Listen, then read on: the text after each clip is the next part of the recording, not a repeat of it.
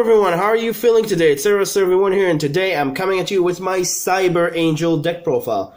Now, as you can see, there are almost no extra deck in here because you never almost use the extra deck. I'm just going to show to you guys the more necessary cards in my opinion, the 3 necessary ones, and the rest you can just fill up whatever you want, what you feel that fits, because as you probably understand, because this is a ritual deck, you use mostly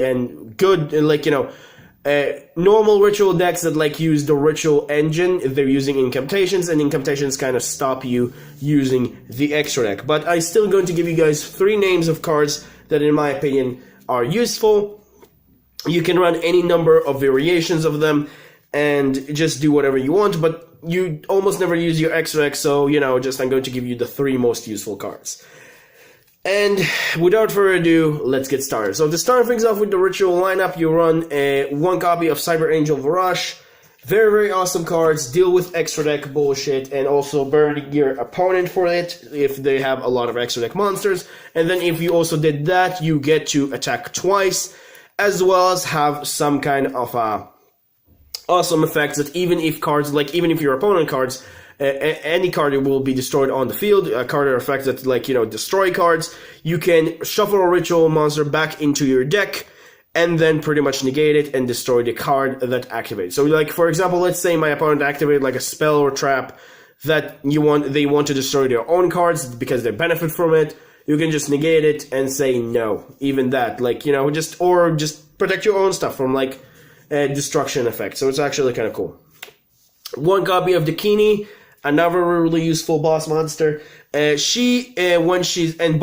of them actually, I forgot, before I will forget, all of them, if you want to use their first, so-called first effect, when they're summoned, or just generally they have an effect that they need to be ritual summoned with specifically Machine Angel Ritual, so just specifically you need to have use that one. So just generally you're not getting the first effects most of the time if you're not using Machine Angel Ritual and you didn't ritual summon them for their first effects. But anyway, the Kini first effect when she's used with Machine Angel Ritual, she make your opponent to send a monster they control to the graveyard, and they unfortunately have to choose unless the attacks are tied, and then you can choose. But it's still very, very good because it forces them to send a card to the graveyard without targeting or destroying it. Then, if a ritual monster attacked, you can give all ritual monsters piercing damage, so that's actually kind of cool. This one doesn't depend on the first effect, that you have to have it ritual summoned with Machine Angel Ritual. And then lastly, the other effect during the end phase, you can target 1 ritual monster or Machine Angel Ritual in your graveyard and add it to your hand, which is actually kind of cool. Then 1 copy of Izana, which again have her first effect to force your opponent to send a spell or trap, being locked that you need to ritual summon it using Machine Angel Ritual. Its other effect is when she's attacking and destroy a monster by battle, she can make a second attack, which is actually kind of nice.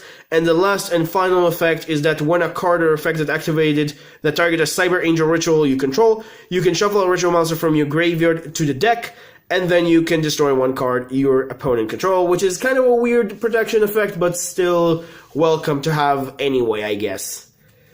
And then 3 copies of Benten, which is probably the most important ritual monster in your deck, because she searched almost every card in your deck when you tribute her, so that's actually kind of cool. And its other effect is when you use her of a Machine Angel Ritual, you ritual summon it with a Machine Angel Ritual, giving you the ability when you destroy a monster by battle and send it to the graveyard to inflict to your opponent damage equal to its defense, which is kind of a weird effect. You almost never use it, but it's still there.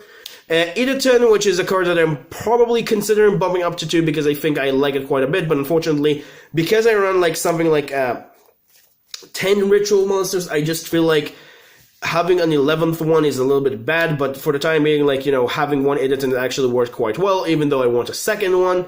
But her effect is when you use her, when you ritual summon her with Machine Angel Ritual, she can search or recycle any ritual spell from your deck or graveyard to your hand, so that's actually kind of cool, giving you some kind of bookstone, or the other one, I forgot what his name, a Candole effect from your incantations in a ritual monster form, so that's actually kind of nice. And then when you use her for tributor for whatever, you get the ability to boost all of your ritual monsters you currently control by 1,000 attack and defense, which is actually kind of cool. And then the last 3 ritual monsters are 2 copies of Herald of Perfection. I don't think you need to run more than 2, because it's searchable, it's very, very easy to get to your hand, and just 2, in my opinion, is very, very sufficient. And then 1 copy of Saphira, Queen of Dragons, which is supposed to be Chalice Slime, but I unfortunately don't have Chalice Slime. But still, Saphira, Queen of Dragons is not a bad card to have. And that pretty much does it for the 10 ritual monsters. Now we'll move on to the effect monsters. 3 copies of Manju, because it searched for you any ritual monster or ritual spell. 1 copy of Petite Angel, because I don't think you need more than 1, because of the field spell, and the fact that it's worse than Manju in a way, even though the field spell, make it a little bit sometimes better. But it can only search Cyber Angel ritual monster, or actually monster, not ritual monster, so it can search any Cyber Angel monster. But the other thing is, it's actually have the other effect, or have the ability to search your Machine Angel ritual. So keep that in mind. You can only use the effect once per turn, and it's probably better to revive with the field spell. Use this, and then for example ditch this with a ritual summoning or whatever, and then use a field spell, which we're going to get to it, that let you recycle 2 spells, and then revive this to the graveyard, and then get another search. And speaking of another search, we also run 1 Cyber Egg Angel. This one can search for you either any Machine Angel spell or a Ritual Sanctuary, which is the field spell, to your hand. And again, you don't really need more than 1 in my opinion. It's just unnecessary. It's probably worse than Cyber Petite Angel, but again, they're just really good as one-offs in my opinion. 1 copy of Honest to be another searchable fairy monster, because all of these are searchable as fairies. You can also do your ritual summoning with Cyber Angel Benton, and then just specifically just search them anyway. And if you even you haven't gone into your normal summon, you can just, for example, search a Manju or search one of these to just specifically use them for another ritual summon. It's just more than 1 of each is just not that greatest. Except for Manju, because Manju is your best normal summon, and probably you can only use the effect when you normal summon him, so it's probably best to save the normal summon for him.